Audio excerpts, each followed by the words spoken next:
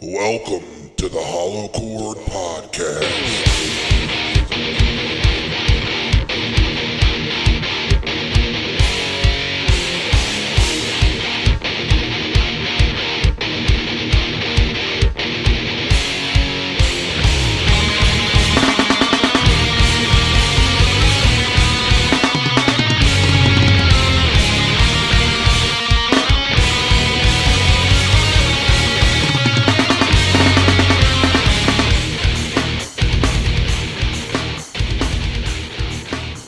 What's up, everybody, and welcome to this week's episode of the Hollow Chord Podcast. I'm Vinny Keller here with Bill Riley. What's up? And Dan Steinman, also known as the Meat Lover's Messiah. Hey, everybody. Dude, what the fuck? Meat Lover's Messiah. Holy shit. Yeah, my pizza pun game's real strong this week. Pizza pun game strong for sure. Absolutely. I love it, dude.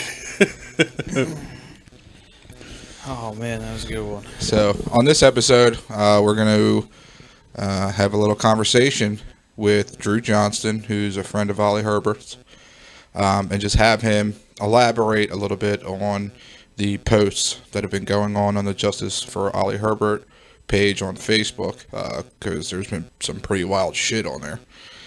And if anybody would know a little bit of insider detail, it would be him. He was really close with Ollie. And this is what that conversation entailed. Have a listen. Well, first off, thanks for having me on, guys. I really appreciate it. No problem. Thank you for doing this with us. Yeah, no problem at all. So, how did you meet Ollie? What is your history with him? Well, Ollie and I actually met about 3 years ago on the Shiprocked cruise. Mm-hmm. I had been performing for past few years, doing Motorhead's Motorboat, Shiprock, stuff like that. And Ollie and I met doing karaoke together. Oh, that's funny. And that's where we met. And kind of built a basic connection on the boat, and then he told me that he wanted to start doing some work with me once we got back from the cruise, and started getting in touch with him. And, you know, from then on, we just kind of built this work/friendship, which turned into, you know, him becoming one of my best friends. That's awesome, man. Yeah, that's really cool. Yeah. Yeah. So we initially, it started off basically in a social media/personal management role, where I, you know, helped him manage his socials. I started his Instagram for him, helped him learn how to navigate social media, proper ways to post things, all that good stuff. Plus, on the side, I was getting different endorsement deals with companies. Also helped him out with getting private lessons to do through in person and through Skype, and organized a bunch of master classes for him to do, because music education is a very big deal to him. It was probably his biggest passion, was passing on his knowledge of music. So, you know, I was just trying to help him in any way that I could possible, that he needed at the time. And in return, he was kind of like the guiding force that pushed me to, you know, even though I was more into the performance side of being in the music biz, he thought I was a really good tech and pushed me to become a guitar tech. And, you know, ended up working for some bigger bands like 30 Seconds to Mars, and recently Seven Dust and things like that. And that was all kind of from his coaxing and pushed me to get into that. So we had I'd say a really positive effect on each other's life. That's really awesome, man. We came into each other. Yeah, man, that's incredible. I mean, he was so influential to so many people, certainly to us throughout the years as musicians. Yeah, absolutely. Yeah, so it's funny, And, too, that Beth says that you have, like, no influence in his life whatsoever. And it was weird to contact All That Remains management. That was one of the most peculiar things, because it's almost like, what are they going to do about it? Well, you should have seen the email she sent them. It's that same day that post came out. Some other things she contacted by phone, some other people in the biz, and basically wrote a page-and-a-half scathing email to a good number of my music contacts in the biz, with, you know, from different companies that I had worked with through Ollie. And the funny part was that half the people that she put in that email were people that I introduced to Ollie himself. Oh wow! So they probably were kind just of laughing at it. Yeah, I mean, and I'm sure there was definitely some confusion, I'm sure, and so it was just I didn't even know about the email at the time. That was something that I found out about later, but it was something that really blindsided me that day because I woke up that morning, got notice that Ollie had passed, and I was in just utter distraught. I'm sure you guys know the Angel Vivaldi, who he is, and Angel and I and Ollie are all brothers to each other. We're all very close. Angel and I crying our eyes out on the phone, and we were just bawling about it for a while and just in total despair. And then a few hours later, I get a text from my brother with a screenshot of the post from Beth. And this is funny enough. This was right. Beth and I know that she was not the biggest fan of me because I was trying to, help encourage Ollie to finalize and get his divorce done and move out. We offered him a place to live. But my wife knew that even beforehand, was like, before we saw that thing pop up, she's like, maybe we should send some flowers to Beth and send our condolences. And, and because my main concern was, just wanted to be included in any funeral service or anything so I could say goodbye to my best friend, Right. So were you suspicious from the gate? Between us, that morning, the moment I heard what had happened, my first inclination, and according to many other people that knew Ollie in that way, a lot of our first inclinations were that she might have done something. My first instinct was suspicion about something that she might have done. And then as the details throughout the day kind of rolled out, it just further confirmed my initial gut instinct on it. And, that day one, I wanted to call the police and then start to offer up some information. And, under advisement of other people that are close to me, they said, if they're going to contact you, they'll reach out to you. You don't have to worry about sticking your nose in other people's business right now, kind of thing. Unfortunately, I didn't listen to my gut instinct that day, but I did contact them later on that week and spoke with them. So, and that's when I realized that from that point forward, I was no longer going to listen to anybody else, no matter what anybody said. Right. And I had to kind of follow my heart and then follow my instincts on what I thought was what the right thing to do. Right. And here we are. So, what were the details leading up to you having your suspicions of her murdering him? Well, for the past year, there's been some really weird things happening. Some posts that she put on Facebook, complaining about her issues with Ollie, and she's just very vocal about it. And she even put up that post of her burning a picture of both of them on a barrel outside, took a picture of it, put self-explanatory. Right, we saw that. And it was just, yeah, and that was from last year. So, right, so this divorce has been looming for a long time. This has been since July of last year that he asked.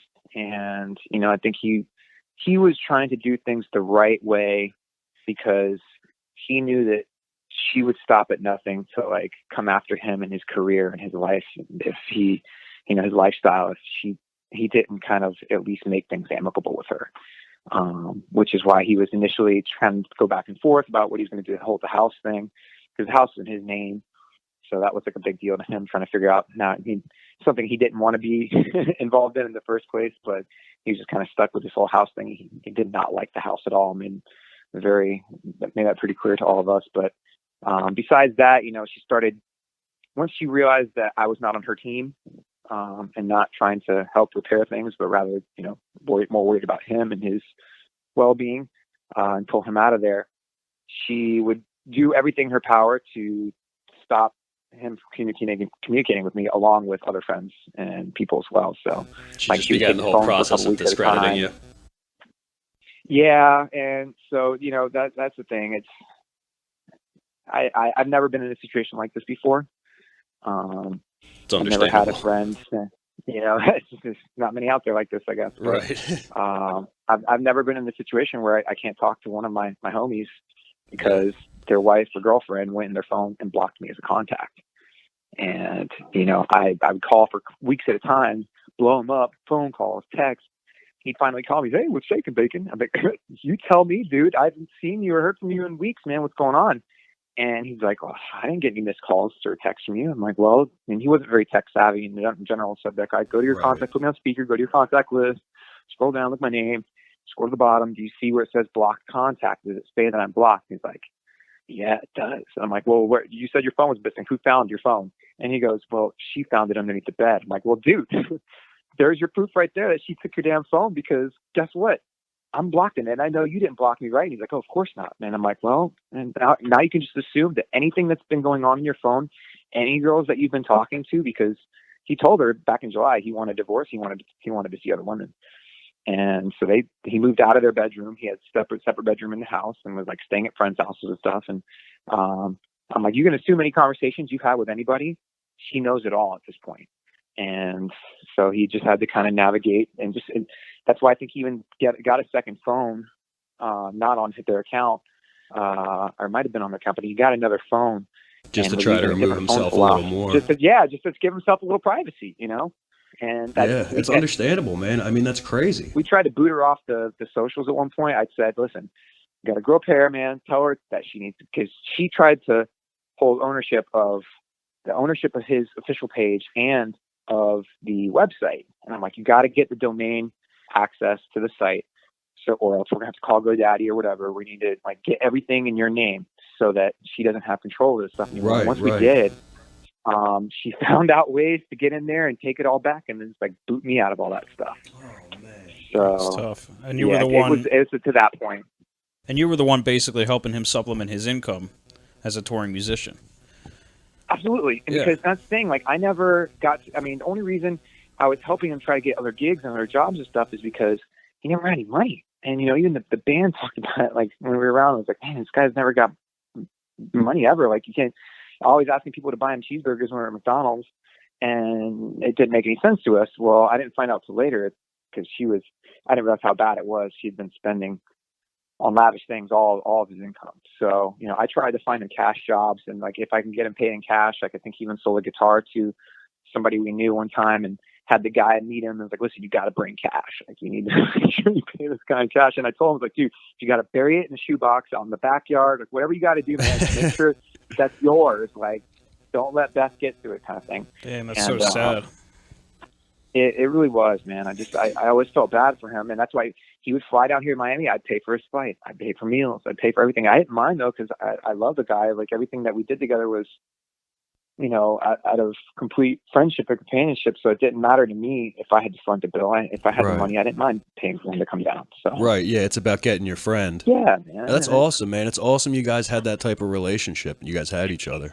Well, I will say that there are very few people I've ever met in my 34 years of life that even come close to the individual that Ollie was. Like everybody sees him as this guitar legend, and he is by all means. I will be the first one to talk about his ability to do something that only a few people can do on this planet. Yeah, but, his virtuosity on that instrument, man. Yeah, total virtuoso. But when it comes to his ability to be an amazing human being, there are also very few people on the planet that had that ability as well, because he truly was, I mean this with everything in my heart, a shining light in the darkness when it came to being a representative of what everybody should aspire to be as a person. He always had everybody's best interest in mind, was always nice to everybody. He would always have time to talk to anybody about anything, take a picture, do an autograph, have a conversation. He was the most humble individual you've ever met. He didn't even know how, like, he knew he was good. He knew he was like that level of a musician, but like he would never, if he said, hey, well, name me the top 100 guitarists in the world, he would never put his name on that list. That's how humble this guy was. Oh, that's amazing. And that's a side of him that we never get to see as fans of his band.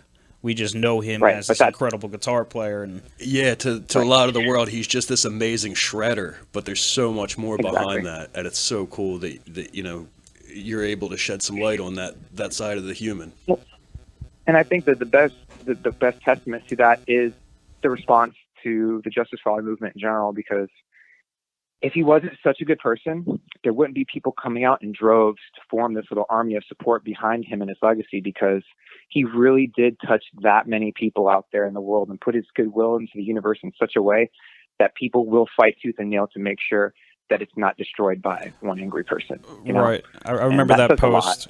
That post that they on that page where it said Beth likes or Beth hates when he has pictures with other girls, and then it told the people to post them pictures, and everyone posted pictures. Like it was amazing. And it was I definitely don't want it to come across like he was like some ladies' man out there, and that was not him at all. It was just an idea that, because that was one thing that she was very insecure about, is it's just that little dig towards her. Female, right. Yeah, that's, and I think a lot of the stuff on the page came out in a way to, and we'll call it psychological warfare or whatever, kind of get under Beth's skin a little bit, because when she was, upset about things, that's when she would make mistakes and put stupid posts out herself. So I'm pretty sure that was the purpose of all that. But right. Yeah, you keep her rattled and it just rallies support.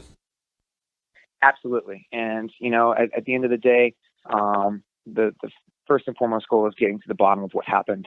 And if she is responsible for any foul play that was involved, then she obviously needs to face the justice for it as well. And that's kind of the point of how all this started. Okay. Drew, can you elaborate a little bit on how allegedly he was self-treating for a mental illness, and why everybody else out here doesn't believe that that's the case, because, he wasn't really that type of person to medicate for anything, for that matter? Absolutely. First off, anything that she might have alluded to in that toxicology posts or whatever she put out, I will say it straight up and say it's absolute bullshit. Because first off, anybody that knows Ollie knows that he was not self-medicating for anything. I mean, so we're talking about a guy who smoked a little pot every now and then. And that was his way to wind down, if that ever. But I mean, he wouldn't even do that even before shows. He took his craft and his discipline very, very seriously. You can't be that good if you're fucked up on drugs. There's no way. There's no way. And people, I think, wouldn't understand unless you guys play guitar, right? Right. So, yes. Sitting down in a chair and playing that level of guitar, which he's at, is near impossible for 99% of guitarists. And take it to account, then actually putting on a show in front of people and playing out, that's like another 99% on top of that. Like, we've all been playing all of our lives, and I don't think our talents with the three of us, there's no way we'd ever be able to play as good as him. Not even like half of what he could play as. Especially in a live setting, more importantly. And absolutely. Also, too, I want to bring up the fact that, there's no way, first off, the type of things that she was alluding to that he might have been treating with, he would, if he was treating self-medicating, that means he would have done it without a doctor's prescription. So he wouldn't have been able to take things on the road with him, like overseas, going and touring all of Europe and Japan and Australia and Russia and places like that. Like, how is he going to get by for months away and all of a sudden just go cold turkey without these drugs he's self-treating with? It just, the logic of it doesn't make any sense, number one. And to anybody that actually knows Ollie, absolutely doesn't make sense, because we all know that Ollie was the biggest anti-pharma guy ever. I mean, you couldn't even give this guy a freaking Tylenol if he had a headache. Like, seriously. Like, I remember one time we tried to give him, I think, some sort of antacid when he was here at the house. He's like, no, I'm okay. I'll be fine. But he was not a pill guy whatsoever. And that's just so off character for him that I didn't know how she thought she would get away with saying that about him. And well, I mean, if you put the stigma of him being a musician, like rock stars are on drugs, that's just kind of like the stereotype. I guess the only way that logic really could apply would be in the public eye to people that don't know him. Right. But for somebody that knows the details of the type of person he was, I mean, you should be able to see through that bullshit. I mean, clearly. I mean, take the Justice for Ollie page away. That never happened. And then you see Beth post that. It's believable. You're like, oh, well, I mean, I guess he was. It's a shame that he was on drugs. Right. The average person would have no. Right. And if you base it on like the reactions, I think in the comment section to that post, there was a lot of people that did see that. And if you take it on top of that, the fact that most of the media outlets kind of just blindly reposted what she put in that comment and in her post that day.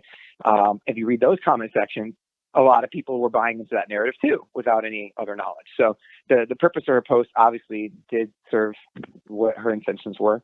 And, you know, I can clearly state that everything that she was trying to put out there to characterize Ollie as a person within that post was absolute bullshit, hands down. And on top of that, she's the one that started off that post that day with, "Good morning, it is Beth. Indeed, it is a good morning." And I've never seen somebody get so excited about a toxicology or coroner's report. Yeah, that's insane. Right. Like, what does that fucking mean? That is not a proper response that means to that that information. That meant, like, check this, guy. I'm going to go ahead and make sure that I'm exonerated right now. That's how I read it. Yeah, that's a pat on the back right there. Because we were already, you know, all the friends and JFO page were kind of turning up the heat on her with putting things out. And I think she felt that by putting out information like that, it was going to, quote unquote, silence the haters. And all that did was kind of just draw more speculation on her, especially in the tone of her post, because she did have some help prior to that, putting her different posts out that were more professional, but that post was all Beth. And you could see right through her rhetoric, I guess you could put it, and her tone, just by the way that she was writing stuff. And even the way that she answered, there was a comment that she answered in there. Somebody asked, "So what happened that night?"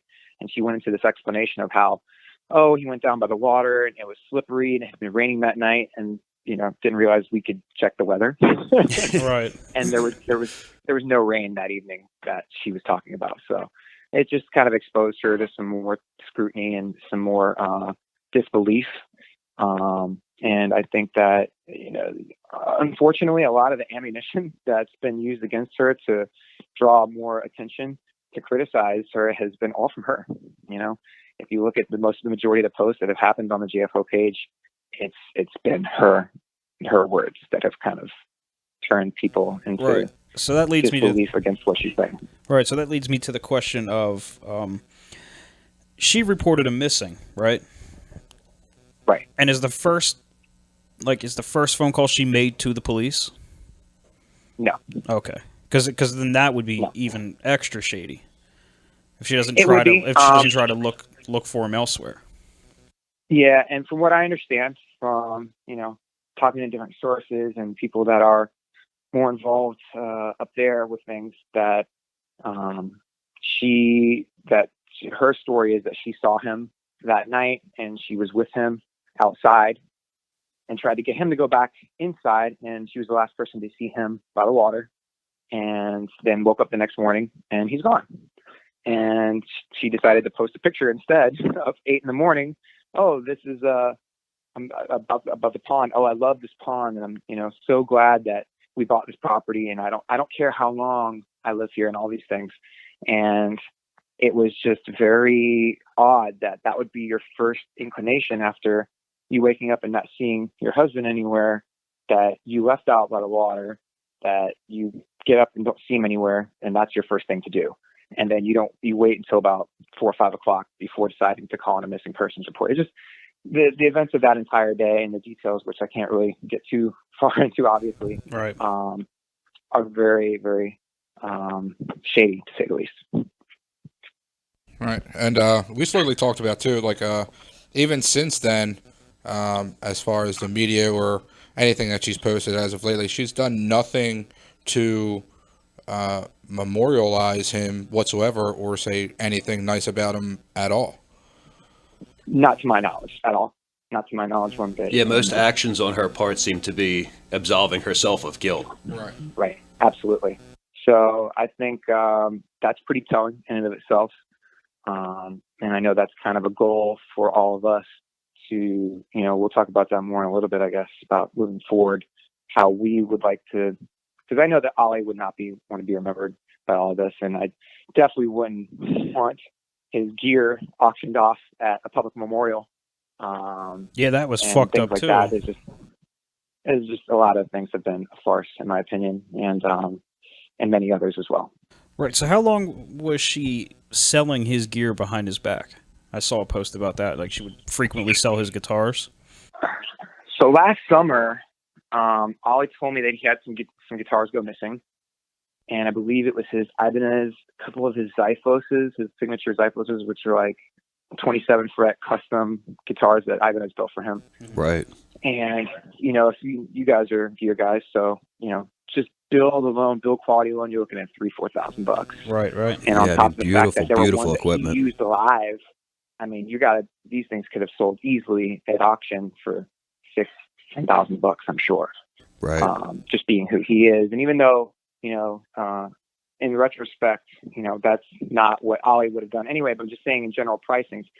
And this kid walked into the pawn shop one day, and I've talked to him since, and he's talked to Ollie since, and picked one of these guys up for $600. Right. And if you think about he was blown away, and I was going to say, if he picked it up for $600, then she obviously got a lot less for it because the pawn shop had to make money at some point. You got it. Usually pawn shops, like whatever they're selling it for, they've given the person that sold in maybe half of what that. So if each one of those guitars was sold in for $300, that's literally 10% of their actual value, besides being Ollie's. So, and then he was told by Beth that they were stolen. So while he was on the road, so he was under the impression they were stolen. This guy hits him up on Instagram and says, "Hey, I noticed that this was your guitar. I did a little research on this. This is your guitar. Do you mind if I get a signature for you sometime?" And he was immediately like, "Where did you get that? How did you get this?" And the guy was really cool. And they called each other, and he's like, "Yeah, so how did you come across the guitar?" So about this pawn shop. So they called the pawn shop and they spoke with the owner, and that person said, "Yeah, I have in my records that was sold in by Elizabeth Herbert." And while Ollie was still on the phone with this guy, walked over to Beth and said, "Beth, did you buy my guitars?" And her response was, "Oh, well, you didn't really play those anymore anyways." And he just lost it naturally, as I would have too, if, my wife was to sell my gear and then lie to me about it, saying it was stolen. And yeah, I'd be going to jail for sure. Yeah. And in all honesty, I mean, I think, every situation is different. Every relationship is different, but given the circumstances surrounding the fact that they were already at wit's end, they were planning on getting a divorce, that was just like a dagger in the side and twisting it, in my opinion, Right. Right. It's a big middle finger on top of everything else. Yeah. And I just, oh God, I mean, my guitars are my babies. They're like my children.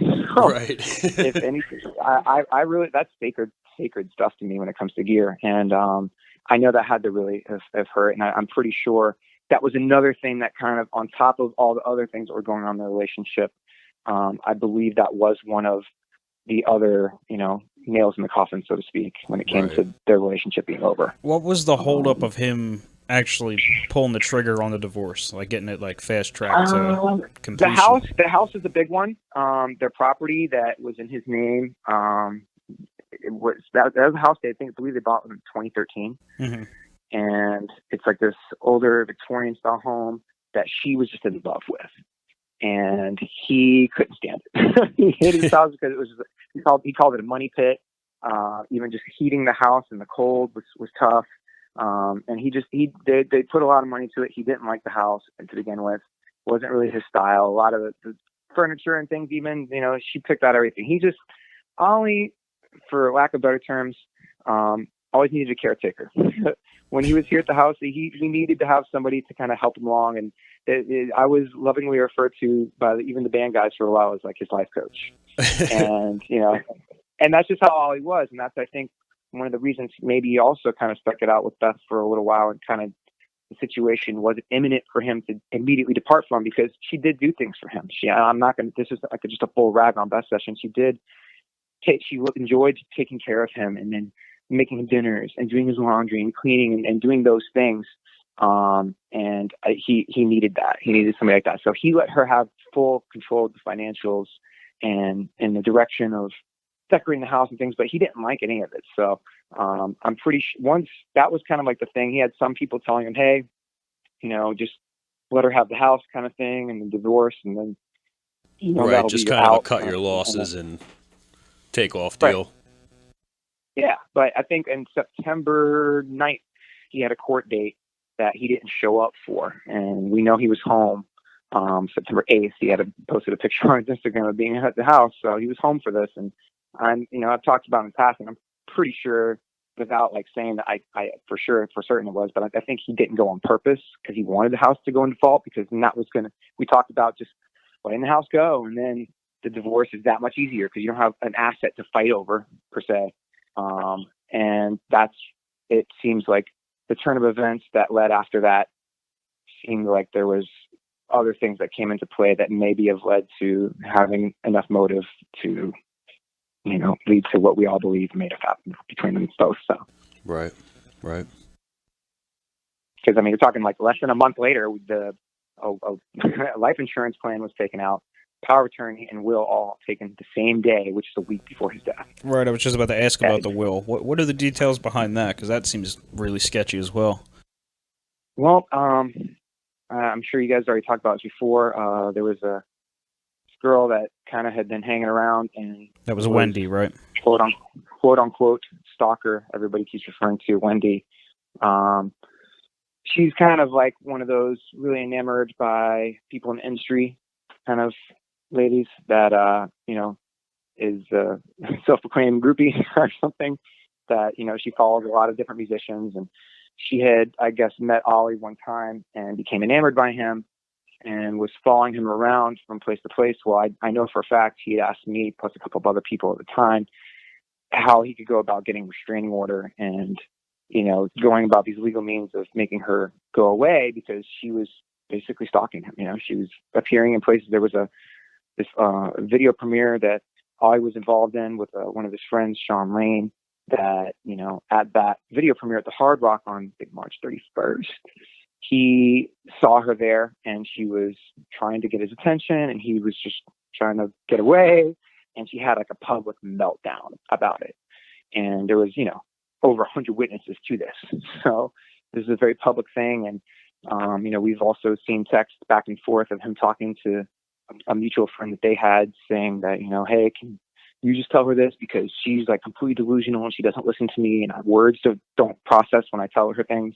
So please, can you just handle this for me? So that person ended up becoming besties with Beth somehow. That became her like number one homie.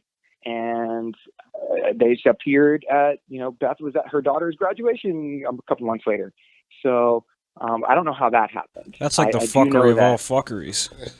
Dude, imagine being Ollie, and you get a phone call one day from your wife's phone, right?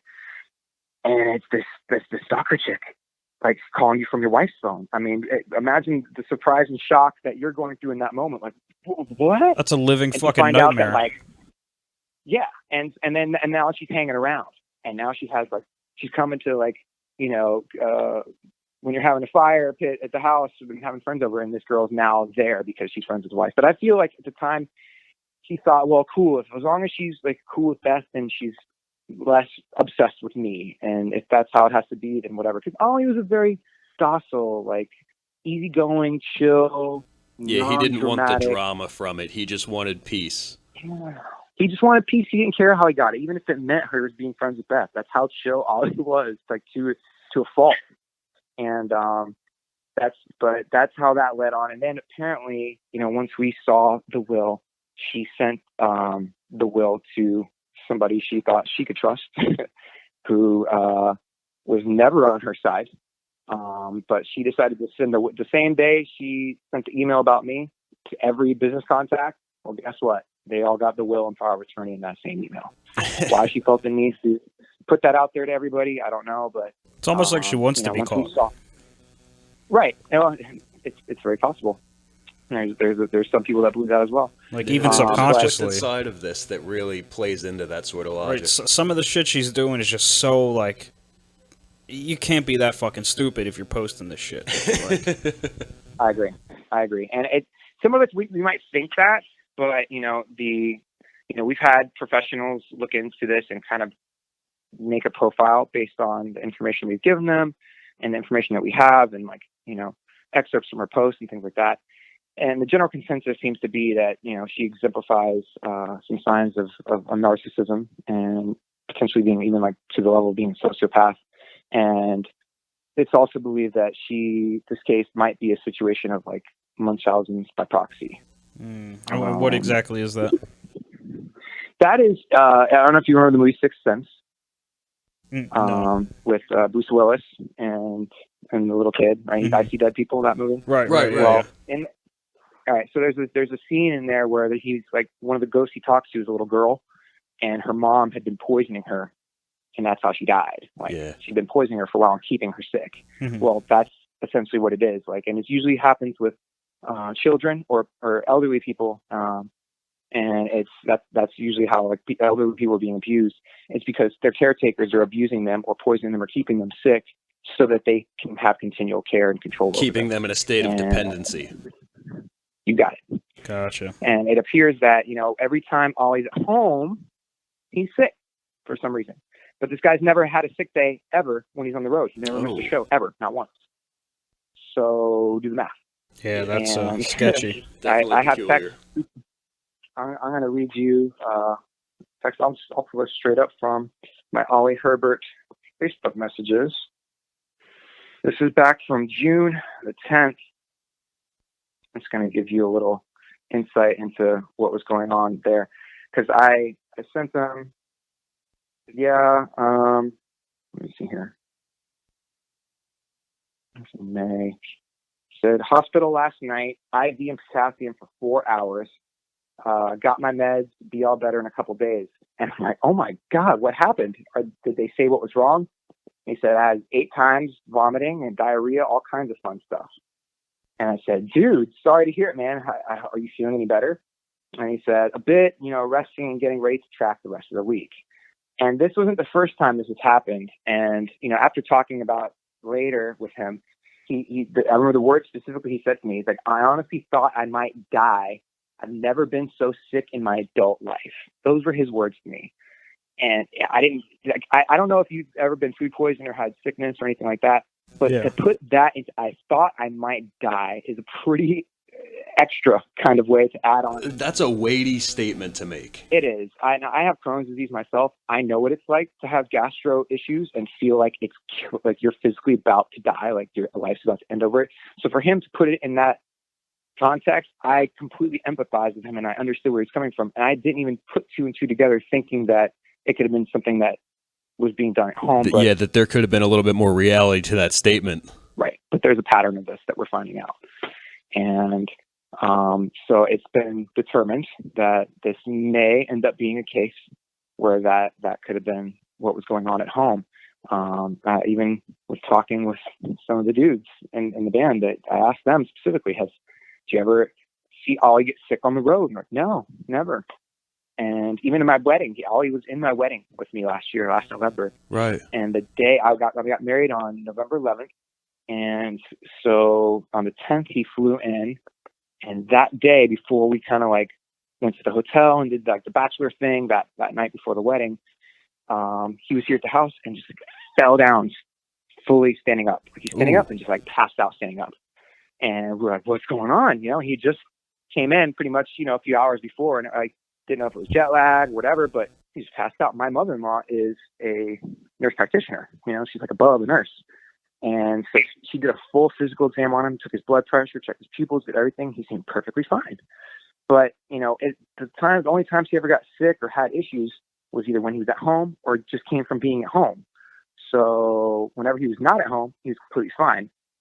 So, I mean, I don't want to do full speculation when it comes to what was going on in the house, but based on other stories and other things we've heard, Beth is a self-proclaimed alchemist of some sorts and, has talked about making some concoctions that are not very good for people to take. She sounds like a goofy bitch. Let me ask you a question. Was she invited to your wedding, or was it just Ollie?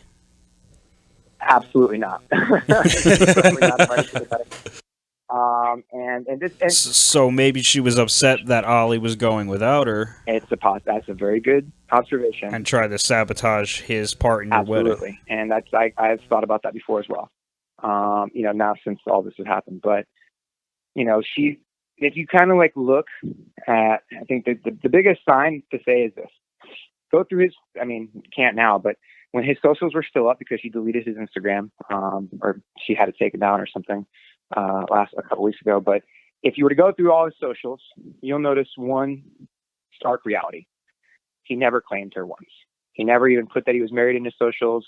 There was no pictures of either of them ever anywhere to be found on any of the socials. But there was plenty of ones of me and his other friend. Mm-hmm. So, I think that is the most telling sign of what he thought of his involvement, or her involvement in his life. And even like when we did the cruises and shipwreck stuff, guess what? She never went once. Not on any of them. Yeah, and it shows who was really close in Ollie's life. Right. And, that for her to play the day one, when that post came out about me, some people went to my defense that knew me and knew our relationship, and went on her comment base in her comment section, and were actively trying to defend me. Some of those people she just actively deleted and blocked so people couldn't see what they were saying. And the other ones that she did respond to, she basically said, well, I'm the one that's been married to him for 13 years. Don't you dare act like you know what's been going on here in the house. There's always, you have no idea about the truth of what's been going on. It's like, well, yeah, there's truth to that. But I mean, for what everybody else can see, it's pretty clear that, you were not an active part of his life for a long time. So, right. I mean, now, was there ever a happy part of their marriage? Like do you know the history of their relationship? To my knowledge, I can't say that there wasn't. Again, I wouldn't want to make a generalization saying that they were never happy. There might have been times where, but his overall take from what I've been related to by him with information and other people that were close to him, he regretted his marriage in its entirety and thought of it being one of the biggest mistakes he's ever made. So yeah, it's a bummer too. It really is. I mean, like I said, I wouldn't put past saying that there weren't moments of fleeting happiness, but right. As an overall, it really did appear that he kind of was, I hate to say it, kind of in a way suckered into marrying her, because he was a bit socially awkward. He hadn't had any other serious girlfriends beside her. They dated for a few years when he was 18, and then he met her at this college that he was at locally, and they dated for a little bit, and she left him and went off for like 7 years, and then things started ticking off with ATR, and look who shows up at the door, and then 2 weeks later demands that he marries her or she's going to go again. Oh shit. Yeah, that's a real thing. I ain't saying she's a gold digger, but I mean, I'm not going to pass judgment in that regard, but I mean, anybody else can draw their own conclusions from that statement. Right. So let me ask you about rock and real estate. That's an interesting thing we saw. Yeah. Oh, that was fun. It seems like she was fishing for some fame there. Did he have any interest in this, Ollie? All right, so let's break this down. First off, she was a drama student in college and had hopes of becoming an actress someday, from what I understand. That was what Ollie told me. And so she wanted to, the reality show was her idea. He placated this idea to give her, like, I told him, was like, oh, well, that could just be like a thing that she has to aspire to and do. And that's good, because then she has something to do. Right, it keeps her busy. At the time, yeah, and honestly, at the time, I thought, like, oh, that's a great idea. Like, I will totally help you do this. The more and more I started to learn about what her idea was of what she wanted, I was like, wow, this is she sent me the pitch, and I read it over, and I knew it was going to look really bad on me to forward this to my producer friend, but I did anyway, out of just like a favor. Right. And I never heard back from the guy, ever. Ooh. Like, to this day, have just been cut off. Like not even like a friendly hello kind of hearing from him. Nothing. Wow. Nothing. And I accept, I'm not in that side of the business, so I accepted it as whatever. But at the time, I remember reading back on this, going, "Oh my gosh, this is so bad." And I told Ollie, I'm like, "Dude, this is really bad." And you're not even in it. And he's like, "Yeah, I know. Just I don't know what to tell her." But it was definitely, after reading that, I realized that she was an aspiring Sharon Osbourne or something. She really wanted to have some sort of spotlight on her as well. And that's when I kind of got the gist that she may have been jealous of the attention that Ollie got for being in the band and wasn't being shared on her side of it. And so she needed an outlet to feel important as well. And right, I to feel tried validated. to do what I could to help her to validate her, exactly. And I tried to help do that. And I mean, you read a bit of the pitch. Oh, I read the whole thing that was posted. That was the goofiest shit I've ever read in my life. Like, being a fan of Ollie Herbert, I don't think I'd ever watch that. Not even that, but like there's parts that weren't included in that post. Because that wasn't the whole conversation, but she wanted to have. It sounded to me like it was more of a ploy to get free upgrades for the house and free, specifically security upgrades for the house. She wanted cameras and barbed wire fences and all types of crazy stuff. So and that's what it seemed like. That was like, in my head, that's the thing that stuck out most to me. It's like, oh, I get it. You just want to get like your house like pimped out for free. This is one of those something for nothing situations. Yeah, and I got where that was going. So that went through, and I never got really a response. And then that was over, and we didn't really talk about it post that. I mean, is she even interesting enough to have a show? Like, is there any depth to her at all? Is there any good qualities of Beth that you know of? No. That's bad.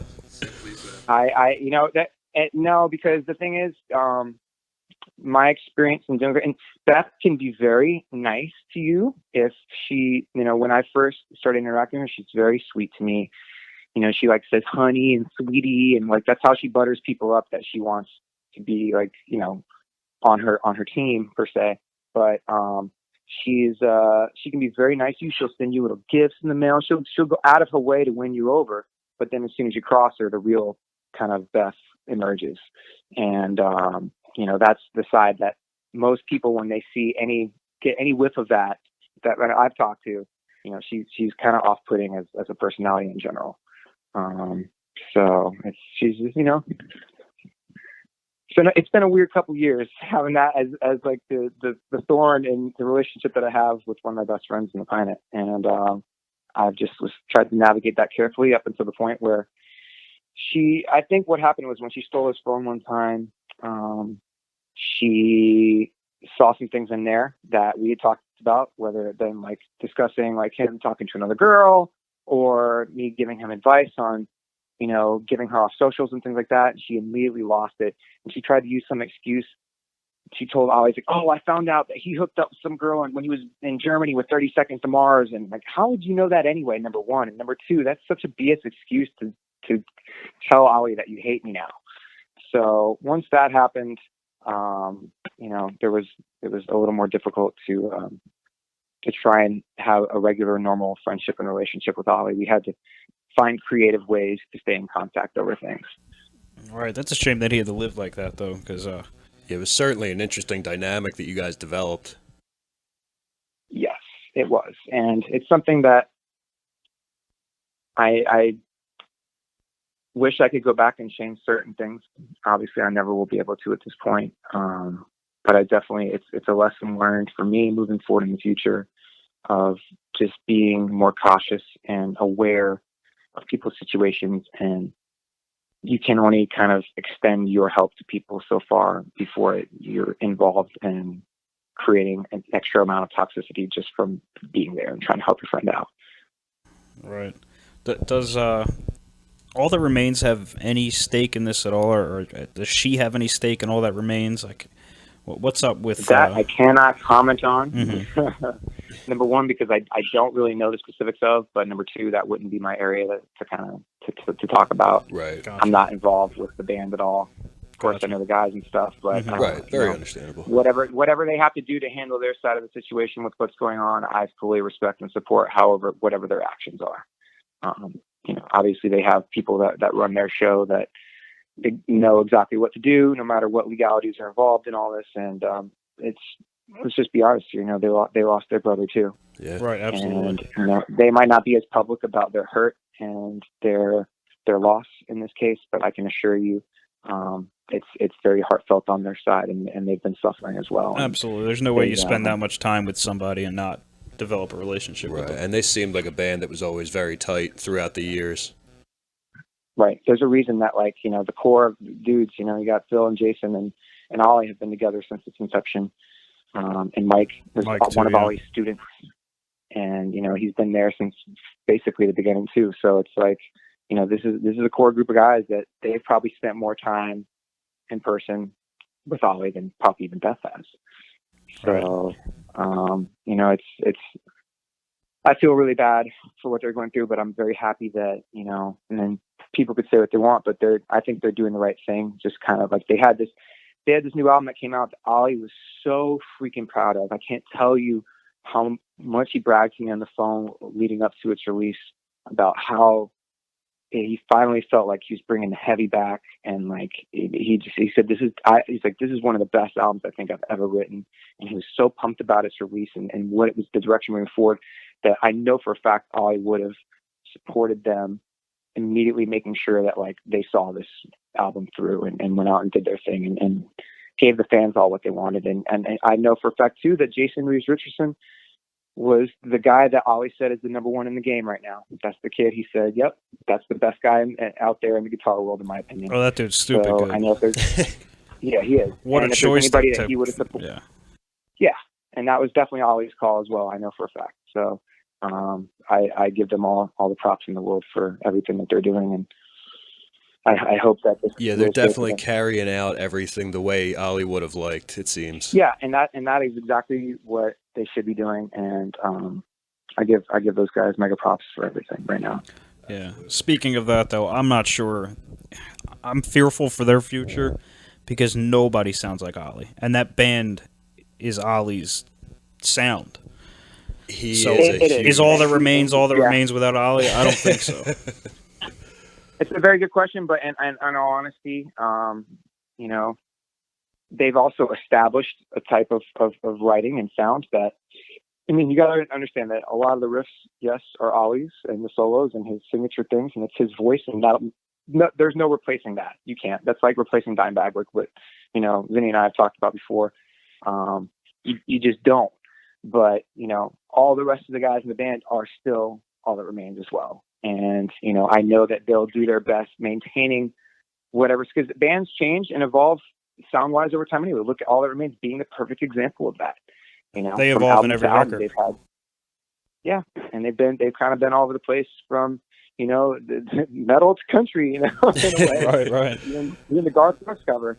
So I think it'll be a challenge for them, but I think it'll be an interesting outcome to see what direction they choose to go from here on. I agree, and it's especially if they're getting talent like Jason to be in the band and to fill that gap. I have no doubt that whatever future holds for them is going to be a positive one, and not being regressive in any way. I hope so, because I can speak for myself. They're one of my favorite bands, and I know, sure, you guys too. Yeah, absolutely. Yep. I remember the first time I ever played Styx on Guitar Hero. And that's the only way you're able to play it, right? Is on Guitar Hero. It's the only way I can play it. Literally. Yeah. But no, it's funny too, because I remember, I was a metal guy always since high school, but when I met Ollie and I realized who he was, it struck me, but I wasn't like a super huge ATR fan beforehand, which kind of made it easier to just view him as a person and become friends. But obviously, the more we worked together, and the closer we became, I obviously fell in love not only with their songs, but his solos specifically, and just being able to enjoy and appreciate that, here at my house. Like I remember doing it, 2 weeks? And the last time we were trying to get little clips just for IG and stuff. And, we'd do take after takes to make sure I was getting it perfect. And just watching him play like a foot in front of me that's something I'll never forget. And those are memories that I'll have forever too, on top of all the other personal stuff that we've been through. I can totally see why he is a legend of guitar, man. He truly is. There's never going to be anybody else like him. He was always the most humble about it and wouldn't put himself in those ranks, but he really was a very unique voice on the guitar that I don't think we've ever seen the likes of, or will ever see the likes of again. Right, and I think that's one of the hardest things to do as a guitar player, or a musician in general, is to find your own unique voice. Right. And he successfully did that with every record. Very It well. was always unique. It was always something new. He established his own unique voice and then reinvented it with everything he did. Yep. You never knew what you were getting next. Think even Madness, which I think a lot of their hardcore fans kind of didn't get as much into as some of their older stuff. even listening to the riffs are great on there too, super catchy, but his solos on there were still a monster, man. I mean, this guy is, he's so good. And I feel that losing him hits on so many different levels, because it's not just the artist and the legendary guitarist that we lost, but just such an incredible human being as well. So it's truly a devastating loss. Through all the contact we've had and everything we've read that anybody who knew him personally had to say, he seemed to be such a genuine person and really just an incredible human being. Absolutely. I can vouch for that 100%. And so will anybody that was close to him, or even people that just met him one time, will all say the same things. Everybody had the same Ollie that I encountered 1,000 times. The person that encountered him once got the same vibes and same feelings from him. And that is like LJ from Seven Dust, you're never going to meet that guy and say you had a bad interaction with him. He just always has that vibe of generosity and goodwill. It's amazing. It's such an incredible quality to find in somebody. Yeah, I agree 100%. And it's inspired me to become a better person. There's two people in this world that have inspired me to become who I like to think as being. I try to be a good person and do the right thing and be a good man, and that's my wife and Ollie. Those two people specifically have inspired me to not only push myself to live out my dreams, but also to put the best foot forward, in everything that I do, and try to do the right thing for people and try to be a good guy. And I can truly thank him for all of his influence for that. And I'll never forget everything that he's done for me as a person. Never. Right. So you mentioned earlier that you wanted to talk about a specific topic about how you want to go forward with this. Oh, in memory of Ollie. I know. In memory of Ollie. But first, is there anything you want people to know about Ollie that they don't know, that you haven't already well, the thing is, I think that Ollie's legacy, which is the reason why, the JFO movement, and when I created the hashtag Justice for Ollie, and it kind of just took off, the reason why that happened was out of a preservation of his legacy. And the last thing that Ollie would be remembered for is, what could potentially end up being a murder case in this case, but all of the negativity that's surrounding this. Like I said before, Ollie was the least dramatic guy ever. He avoided it like cancer. He hated drama. So this is not, I think this is necessary. The things that we've all done to bring these bad things into light and make awareness around what's going on, and to not allow Beth to tarnish his legacy in any way. But moving forward, I also, me and his friends and his family, we would truly like to see something really positive come out of this, because I know that's what he would have wanted. So we've even been talking about starting up a nonprofit in his name, coming up with, being able to donate to charities for music education, being able to put instruments into the hands of underprivileged youth, hopefully get funding to help schools that are struggling, getting music programs going, things like that, because there's nothing that Ollie loves more in this world than music education. He said that he felt he was put on this earth to pass his knowledge and his wisdom of music along to others. And I from every lesson I've ever seen him give, that was the happiest I've ever seen him, is even more than taking any stage or performing in front of anybody or talking to anybody. That was what he enjoyed the most, was giving that musical knowledge on to people. So I think it's important that, we establish that as the legacy he's left behind, and people remember him for the great person and the great educator that he was, and hopefully pass along some of those things and help other people get inspired to make music a thing for them as well. So going forward, I think that's what our primary focus is going to be, is to really truly memorialize who he was and his love for things, and really try to focus on that being our efforts moving forward, as far as like those that are closest to him. All right, that's amazing. That's an incredible tribute. Right, that really brings a positive spin on the negativity of the whole situation. Absolutely, and that's, out of anything, that's as horrible as of a tragedy as this has been, and as sad as we all have been, and devastated. I have yet to even fully be able to grieve the loss of my brother, and it's killing me, because it's eating me up inside. So what I figured I could try to take this waiting period of figuring out what has happened and the seeking of the truth, and try to and dedicate my time into a more positive fashion and really do something that I know and his family and friends know he would have been very proud of, which is to continue his vision of, educating the world when it comes to music. And if you just look at his Facebook posts, his personal Facebook is still up. Just look on there and look at all the nerdy theory posts he has on there. I mean, this guy, there's nothing more than he loves than to talk about scales. And that's his I've word. seen them. I couldn't even wrap my brain around them, man. Like, I'm not a theory guy. Neither of us, all three of us, we're not theory guys at all. And you're like, what the fuck are you talking about, dude? This is bananas. He'll talk your ear off, even if you know it or not. He'll sit there and talk your damn ear off about like the craziest triple flats on this. And I know my basic theory, and I'm not nearly the level of where the more advanced players are at. But I know enough to have conversation with him about it, and I would get freaking lost. So it's something that I know that he had a true passion for. Yeah, I saw occasionally he would put like riddles on like on Facebook regarding theory. Yeah, and like there would be like one or two of his mega music nerd friends that would be able to get it, and he'd be like, "Yep, you got it." Everybody else was like, "Oh."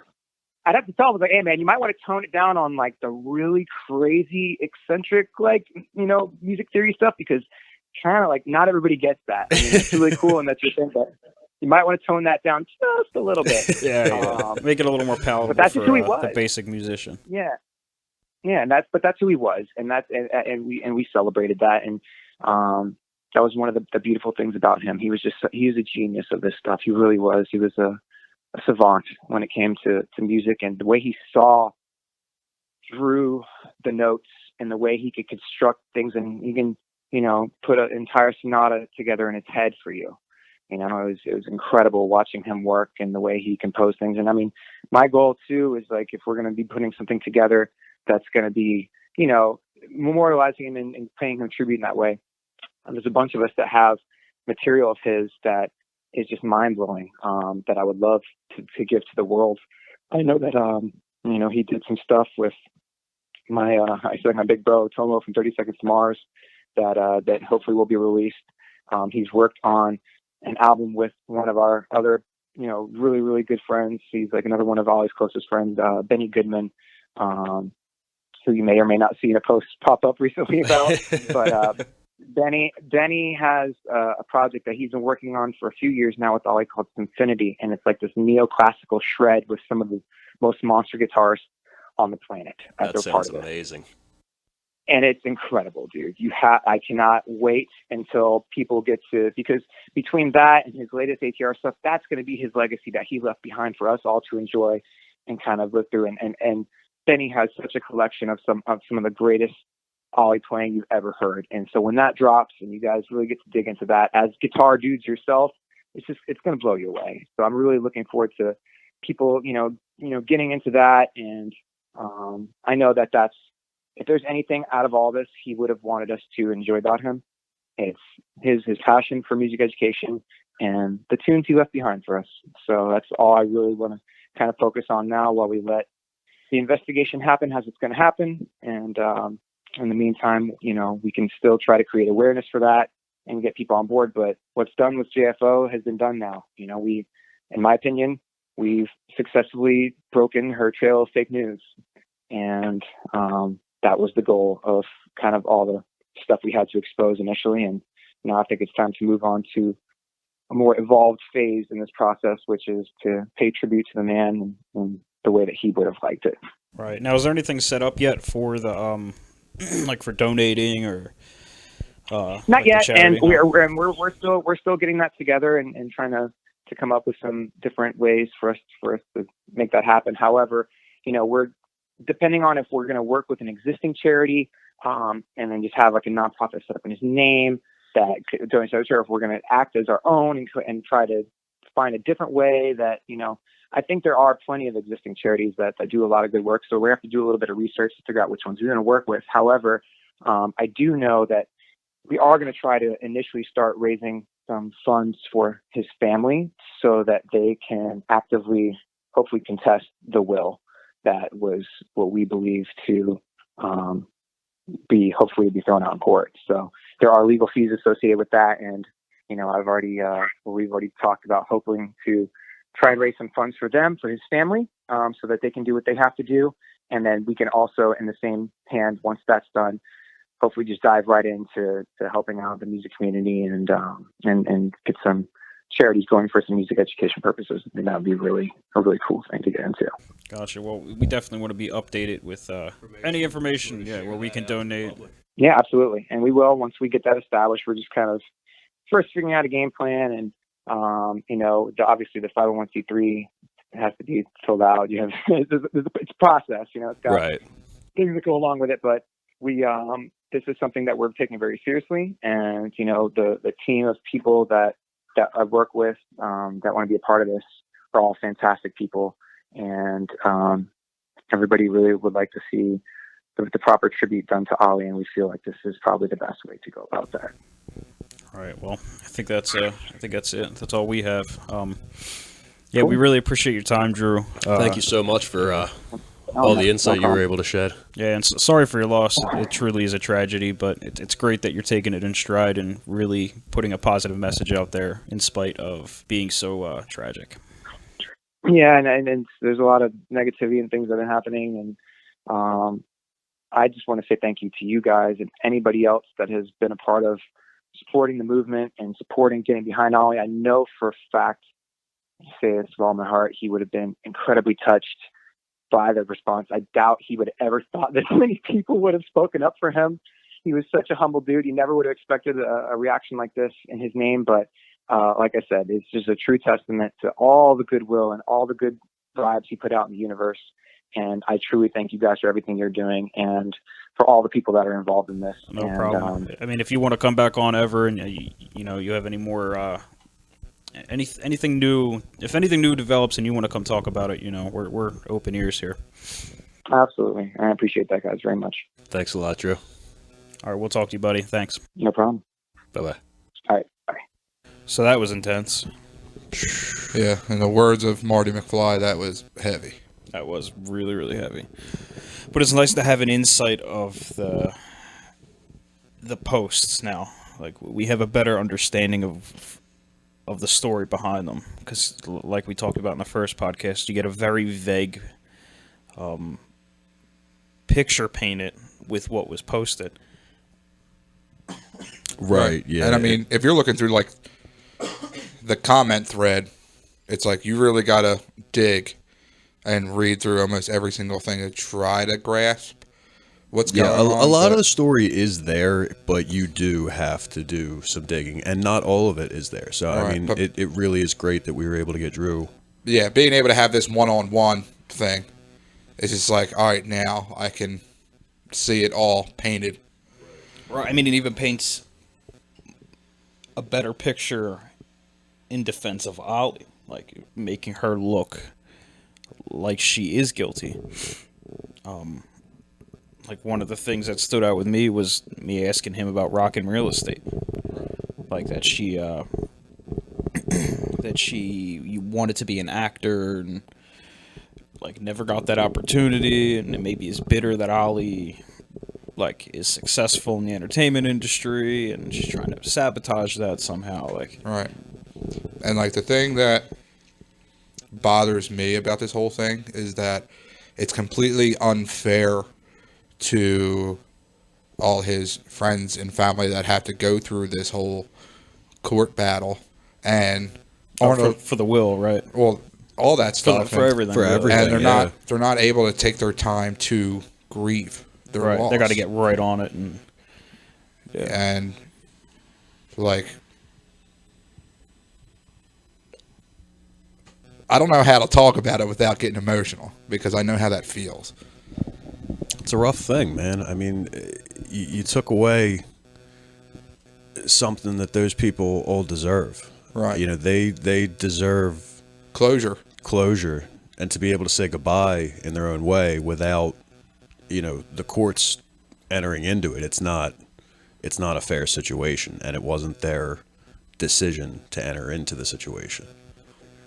in my opinion, with everything that's been presented to us, like, I don't see it being a hard case for a judge to be like,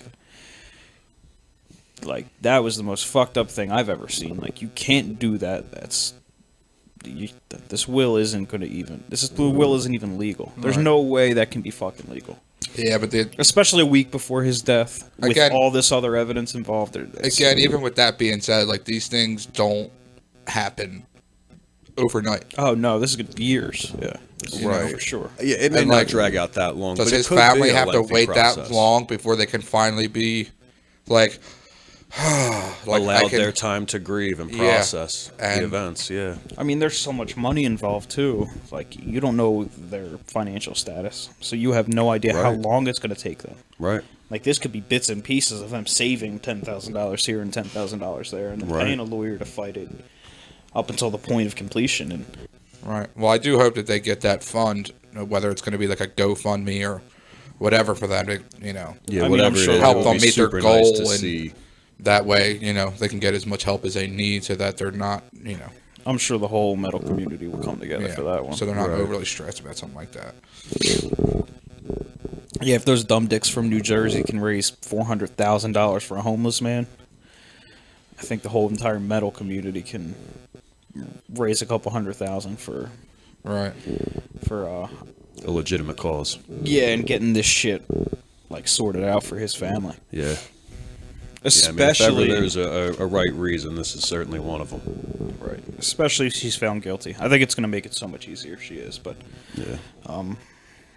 it'll just clear everything up. Right now, I think there's so much mystery surrounding everything, because I mean, we got to talk to Drew. There's a lot of people that didn't get to talk to somebody or didn't dig through the whole comment section of every picture that was posted. You know what I mean? So they don't have as strong of opinions, or their opinions aren't formulated on as much evidence. You know what I mean? Right. And then there's trolls out there too. Right. You know, that want to be like, oh, leave her alone. You don't know anything. And really, this troll doesn't know anything that's going on. Is trying to stick up for somebody he doesn't even know. Right. And it's just like, if you don't know anything about the situation, butt out of it. And if you're not coming into this comment thread or whatever with no support, take your comment and leave. Yeah, so, I mean, I'm sure there's still going to be more stuff coming to light soon. Yeah, I mean, there was a lot of stuff we know he couldn't tell us, so we backed off from asking. But it's all going to come out in due time. Right, I mean, there's a process at work here, and it's all going to see the light of day when it needs to, and hopefully, justice prevails and everything, will be right again for Ollie's family and his friends. You know what I mean? Or as right as they can make it at this point. Yeah, it'll never be right, but at least that sigh of relief that we talked about. Yeah. Right. Shall we move on to the fuckeries, gentlemen? Yeah, it would not be the Holocord podcast if we didn't do our segment, the fuckery of the day. Right. Do you want to go first, Simon, or do you want me to go first? I can go. You go. All right. What you got for me? I got a doozy for you. This one's a good one. It's got a doozy. Newton, Kansas. Found this one in the Wichita Eagle. Headline: he was found naked under a car. He was trying to have sex with it, police say. That happens in Philadelphia all the time. All right, May 3rd, 2018. A man was found half naked underneath a car, and he tried to have sex with it, even while officers commanded him to stop. Someone had seen a naked man under a car in Newton, Kansas on Tuesday when they reported it to Police Lieutenant Scott Powell of the Newton Police Department. When police arrived, Powell said the man was naked from the waist down. He was attempting to stick his penis into the tailpipe of the vehicle, and when officers commanded him to stop, the man wouldn't listen. They were trying to get him to stop and to come out, but he was oblivious they were even there. While the man continued to attempt having sex with the car, officers, quote, ended up tasing him. Oh, Lord. Yeah. They should have shot him in the balls with the taser. That would have been rad. 24 years old, blood alcohol level 0.35.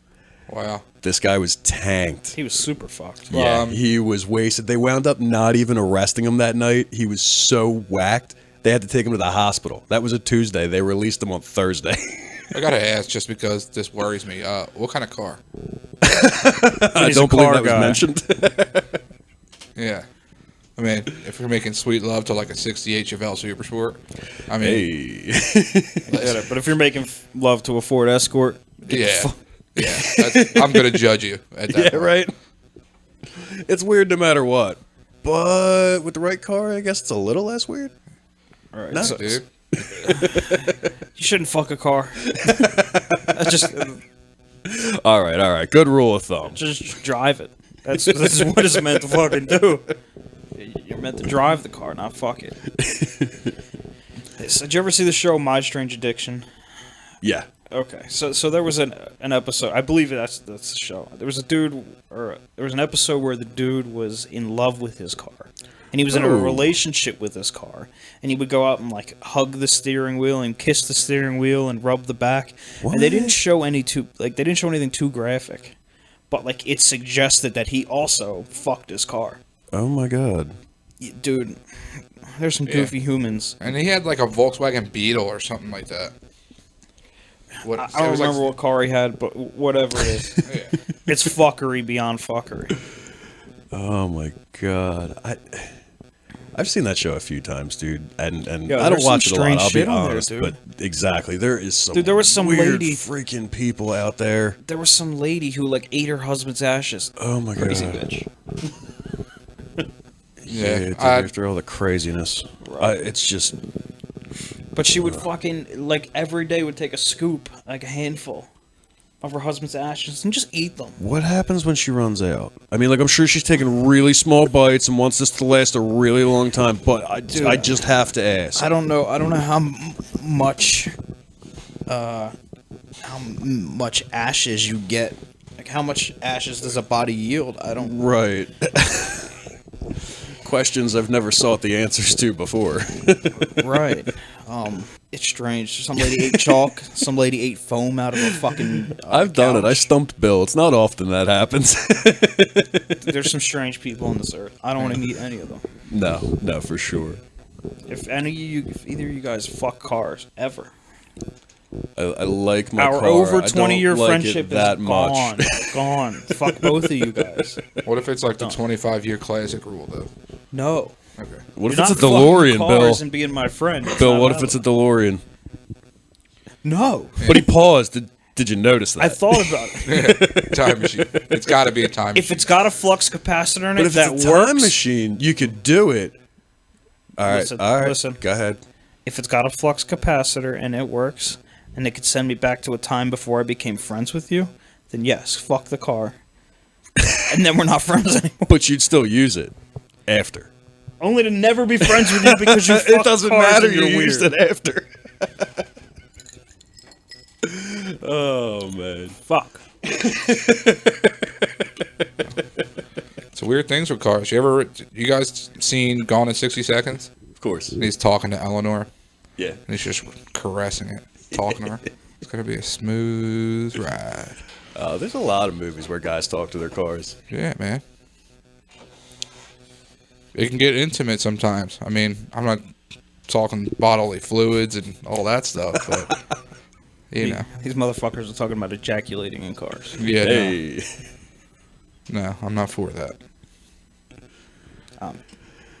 Next. Next topic. All right.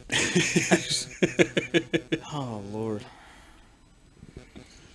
So, my fuckery is, last school year, a school in, it's Christopher Columbus High School in Miami. Had a jungle-themed prom and brought a tiger, a live tiger, This is already bad. to the prom. This is already a bad idea. There's no way this is gonna end well. It didn't end bad, But they thought it was a good idea to bring a live tiger to a prom. I was really concerned when you brought that up. Right. We would have heard about that. Somebody got their face Probably, eaten off at a high school. Probably, yeah. But still, I mean, yeah, actually, maybe not. There's a lot of stuff that you don't hear about. You should never bring a tiger into a prom. Yeah. Like, that's like, dude, if the tiger gets loose for 1 second, everyone's dead. Yeah, that should be an unspoken rule. Let me stop you right now. They have no guns there because it's a school. Let me There's stop nothing you. to stop the tiger. Let me stop you because I think I talked about this before, possibly on an episode. But I want to say I'm pretty sure I did because I have it in my notes too. But I did hear about this story. And there's a lot of other people that got involved, like PETA got involved. Naturally, PETA gets involved in everything. But there's the yeah, Peter got involved. If there's animals there. right. But the Miami's National Wildlife Reserve, Right. whatever that company is, also got involved too. Right. And the school district actually regretted basically doing it because they thought it was like an inhumane thing to do. Right. You know, to bring like a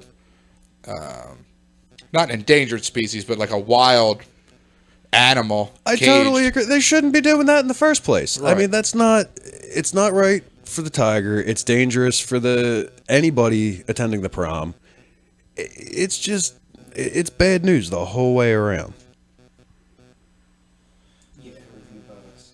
But anyway, yeah, don't do that, man. Leave the animals be. Absolutely. You know. I have one more here. This I love it. I love when he brings extras. This is a quick one.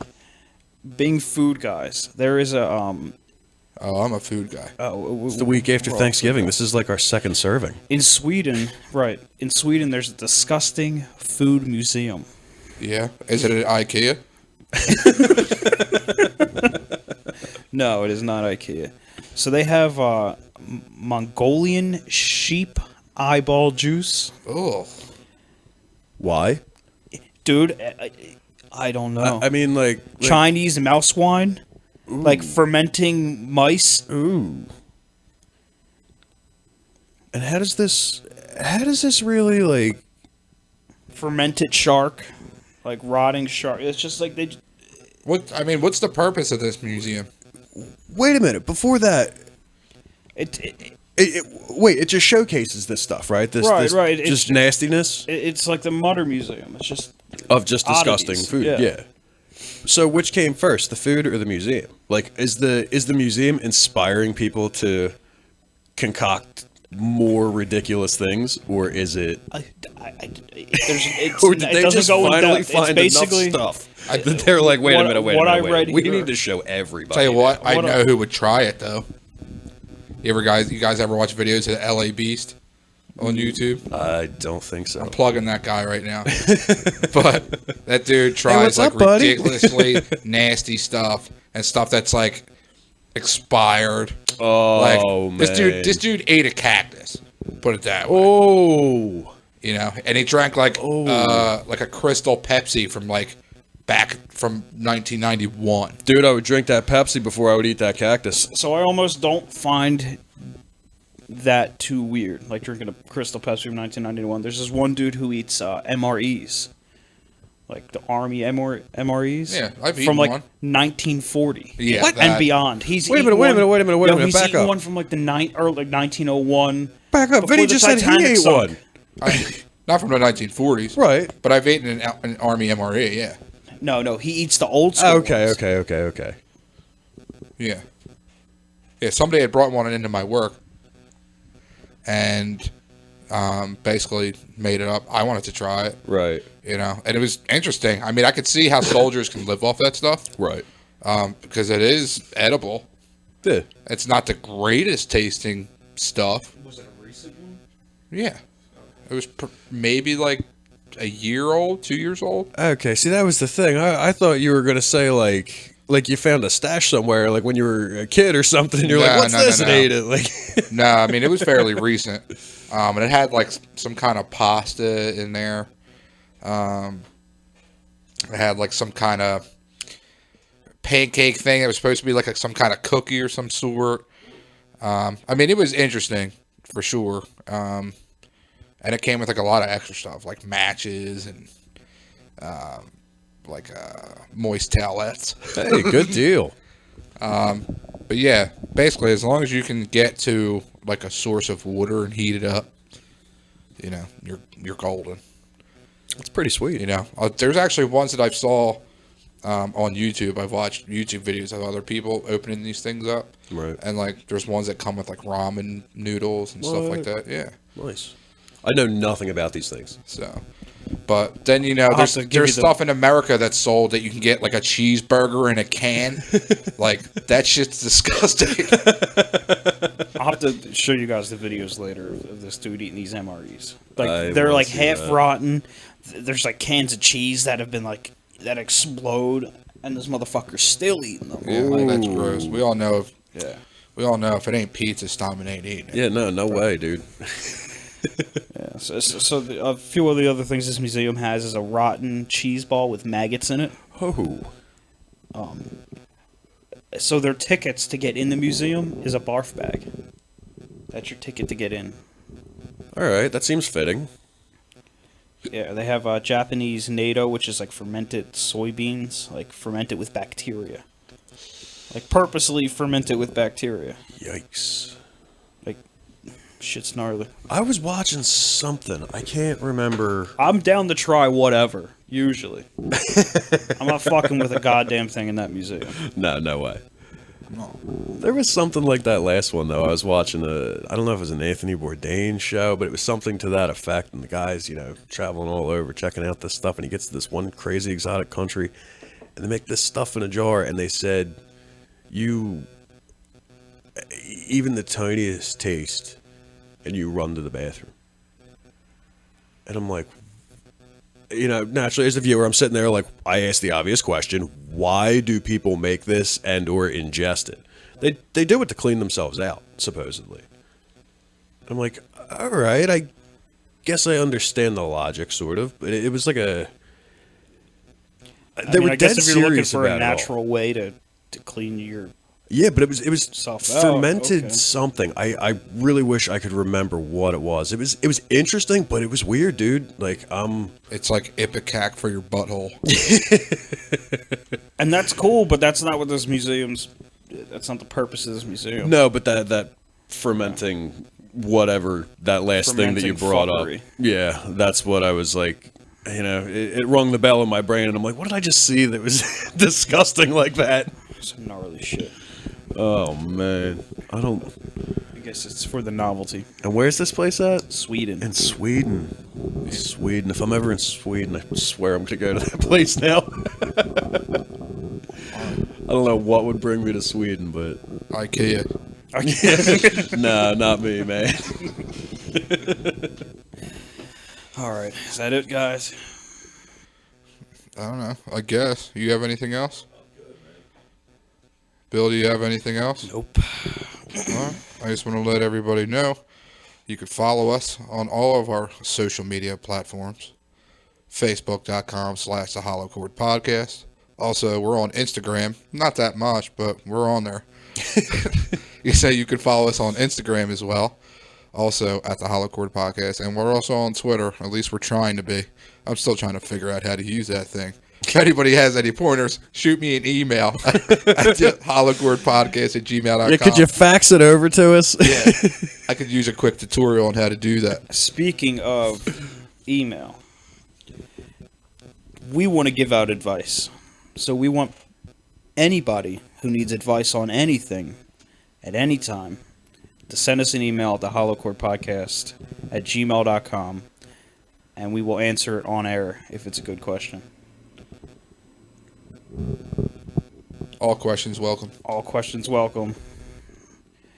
Ask All at your own ages risk. Over 18, welcome.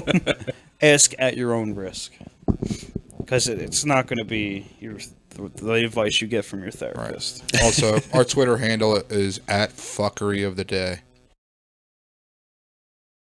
And all of our episodes are now on iTunes, so go check that shit out. Yeah, and SoundCloud. Yeah, SoundCloud and iTunes. And SoundCloud. And everywhere else you can get podcasts. Yeah, Podbean. I'm sure it's on there. Next to Rojogan.